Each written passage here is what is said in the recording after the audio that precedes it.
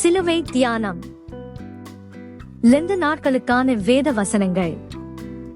கிறிஸ்துவானவர் நமது பாவங்களுக்காக மரித்தார்.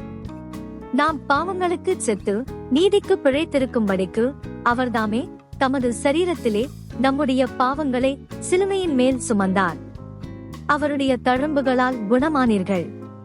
மெய்யாகவே அவர் நம்முடைய பாடுகளை ஏற்றுக்கொண்டு நம்முடைய துக்கங்களை சுமந்தார். நாமோ அவர் தேவனால் அடிபட்டு வாதிக்கப்பட்டு சிறுமைப்பட்டவரென்று எண்ணினோம். நம்முடைய மீறுதல்களின் நிமித்தம் அவர் காயப்பட்டு நம்முடைய அக்கிரமங்கள் நிமித்தம் அவர் நொறுக்கப்பட்டார். நமக்கு சமாதானத்தை உண்டு பண்ணும் ஆக்கினே அவர் மேல் வந்தது. அவருடைய தழும்புகளால் குணமாகிறோம்.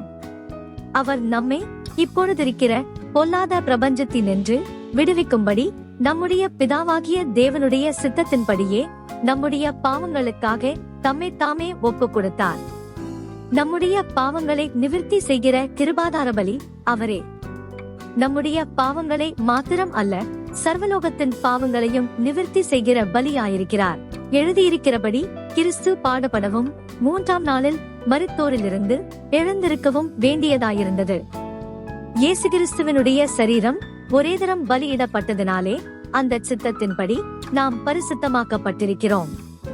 நாம் அவருக்குள் தேவனுடைய நீதியாகும்படிக்கு பாவம் அறியாத அவரை நமக்காக பாவமாக்கினார்.